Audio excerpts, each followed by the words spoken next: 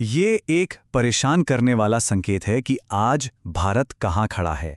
ये शब्द हैं राष्ट्रीय जनता दल के मनोज कुमार झा के। और सच कहें तो ये शब्द हमें सीधे एक ऐसे सवाल के दिल में ले जाते हैं जो आजकल हर तरफ गूंज रहा है। चलिए आज इसी सवाल की तह तक चलते हैं। एक हीरो या एक खतरा? सोनम वांगचुक, ये नाम सुनते ही शायद 3 इडियट्स के फुनसुक वांगड़ू की याद आती है ना? एक मशहूर इनोवेटर, एक विजनरी। तो फिर ऐसा क्या हुआ कि वही इंसान अचानक देश की सुरक्षा के लिए खतरा बन गया? आज हम सोनम वांगचुक की गिरफ्तारी के पीछे की इसी उलझी हुई कहानी की परतें खोलने की कोशिश करेंगे। तो इस पूरे मामले को समझने के लिए हमने इसे 5 हिस्सों में बांटा है। सबसे पहले देखेंगे कि लद्दाख में आखिर हुआ क्या। फिर बात करेंगे सरकार के आरोपों की और उस पर जो रिएक्शन आया उसकी। इसके बाद सोनम वांगचुक और उनके आंदोलन को थोड़ा करीब से जानेंगे। और आखिर में इस पूरी कहानी को लेकर मीडिया में जो जंग छिड़ी है उस पर भी नजर डालेंगे।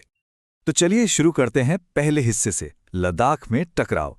देखते हैं कि एक शांतिपूर्ण विरोध प्रदर्शन ने आखिर हिंसक मोड़ कैसे ले लिया। अब देखिए, ये सब कुछ हुआ बहुत तेजी से। 10 सितंबर को एक भूख हड़ताल शुरू होती है जो कि शांतिपूर्ण थी, लेकिन सिर्फ 2 हफ्तों के अंदर 24 सितंबर आते आते हालात इतने बिगड़ गए कि सड़कों पर हिंसा हुई, पुलिस को फायरिंग करनी पड़ी और फिर 26 तारीख को वांगचुक को गिरफ्तार कर लिया गया।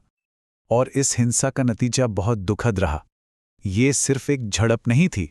24 सितंबर को हुई पुलिस फायरिंग में 4 नागरिकों की जान चली गई। सोचिए, 4 जानें। और दर्जनों लोग घायल हुए। इसी के बाद सवाल उठता है कि आखिर सरकार ने क्या पक्ष रखा? एक एक्टिविस्ट के खिलाफ सरकार के आरोप क्या थे? मतलब ऐसा क्या हुआ कि एक जाने माने एक्टिविस्ट को गिरफ्तार करना पड़ा? और जो आरोप लगे उनमें सबसे गंभीर और चौंकाने वाला आरोप आया लद्दाख के डीजीपी एसडी सिंह जामवाल की तरफ से। उन्होंने कहा वो सोनम वांगचुक एक पाकिस्तानी खुफिया अधिकारी के संपर्क में थे। इससे गंभीर सवाल उठते हैं। ये बहुत बड़ा इल्जाम है। तो सरकार का पक्ष क्या है? देखिए, सरकार का कहना है कि वांगचुक ने भड़काऊ बयान देकर हिंसा भड़काई। उन्होंने अरब स्प्रिंग जैसे विदेशी प्रोटेस्ट का जिक्र किया। उन पर एफसीआरए यानी विदेशी चंदे के कानून को तोड़ने का भी आरोप है कि उनके पास 12 ऐसे बैंक खाते थे जिनकी जानकारी नहीं दी गई थी। और जैसा हमने देखा, एक पाकिस्तानी नागरिक से लिंक का भी आरोप है। तो कुल मिलाकर सरकार एक ऐसी तस्वीर पेश कर रही है कि ये सब एक सोची समझी साजिश थी। और इन आरोपों की गंभीरता इसी बात से समझी जा सकती है कि उनकी गिरफ्तारी नेशनल सिक्योरिटी एक्ट यानी एनएसए के तहत हुई। अब ये एनएसए एक बहुत ही सख्त कानून है। इसमें सरकार किसी भी व्यक्ति को जिसे वो देश की सुरक्षा के लिए खतरा मानती है, बिना किसी चार्ज के 12 महीने तक हिरासत में रख सकती है। तो ये तो हुई सरकार की बात। लेकिन जैसा कि होता है, हर कहानी के 2 पहलू होते हैं। अब देश की तरफ से जो प्रतिक्रिया आई वो एक बिल्कुल अलग ही कहानी कहती है। जैसे ही गिरफ्तारी की खबर आई, विपक्ष की तरफ से बयानों की झड़ी लग गई। आम आदमी पार्टी ने कहा तानाशाही चरम पर है। कांग्रेस ने इसे बीजेपी की नाकामियों से ध्यान भटकाने की कोशिश बताया। सीपीआई-एमएल ने इसे विच हंटिंग एजेंडा कहा। यहां तक कि उमर अब्दुल्ला ने भी इसे दुर्भाग्यपूर्ण बताया। और सिर्फ विपक्षी नहीं, वांगचुक का परिवार भी सामने आया। उनकी पत्नी गीतांजलि अंगमो ने कहा उनकी छवि खराब करने के लिए पूरी राष्ट्रीय मशीनरी को लगा दिया गया है। हम भारत और सच्चाई के साथ हैं। मतलब उनका साफ कहना है कि ये असहमति की आवाज को दबाने की कोशिश है।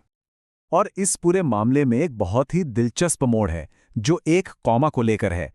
हुआ ये कि गृह मंत्रालय ने आरोप लगाया कि वांगचुक की संस्था ने देश की संप्रभुता पर स्टडी करने के लिए विदेशी फंड लिया, जबकि उनकी संस्था सीके मॉल का कहना है कि उनके दस्तावेज में लिखा था खाद्य सुरक्षा और संप्रभुता और जैविक खेती जैसे मुद्दों पर जागरूकता। देख रहे हैं, एक कॉमा और मतलब बिल्कुल बदल गया।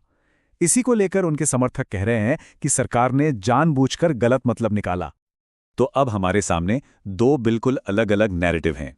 एक तरफ सरकार के गंभीर आरोप, दूसरी तरफ इन आरोपों को साजिश बताने वाले लोग।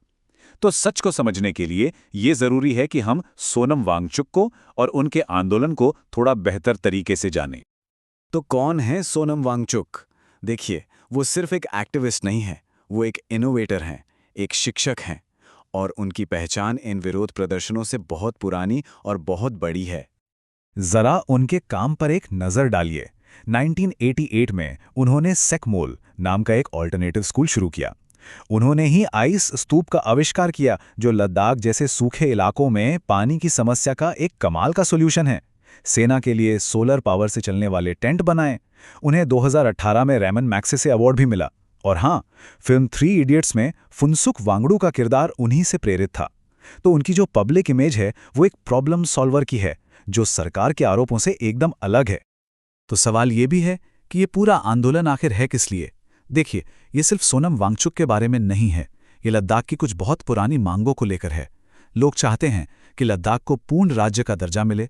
वो चाहते हैं कि उन्हें संविधान की 6ठी अनुसूची में शामिल किया जाए, जिससे उनकी आदिवासी संस्कृति और जमीन की रक्षा हो सके।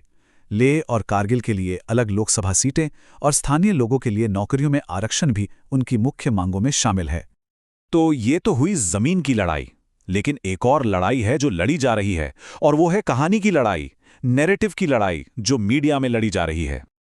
कुछ मीडिया विश्लेषकों का मानना है कि इस मामले में एक टिपिकल प्लेबुक का इस्तेमाल हो रहा है। स्टेप 1, एक्टिविस्ट को एक उपद्रवी बना दो। स्टेप 2, किसी विदेशी हाथ का एंगल ले आओ। स्टेप 3, इसे पैसे लेकर किया गया विरोध बताओ। और स्टेप 4, पूरे प्रोटेस्ट को सुनियोजित हिंसा का नाम दे दो। और इसके उदाहरण भी देखने को मिले। जैसे डीडी न्यूज पर सुधीर चौधरी ने कहा, वो अक्सर भूख हड़ताल पर बैठकर खुद को गांधीवादी साबित करने की कोशिश करते हैं, लेकिन इस सब के पीछे वो लद्दाख के युवाओं में गुस्सा पैदा करना चाहते हैं। तो आप देख सकते हैं कि कैसे एक क्लाइमेट एक्टिविस्ट की इमेज को बदलकर एक हिंसक आंदोलन के मास्टरमाइंड की तरह पेश किया जा रहा है। तो आखिर में ये पूरा मामला हमें एक बहुत बड़े सवाल के साथ छोड़ जाता है।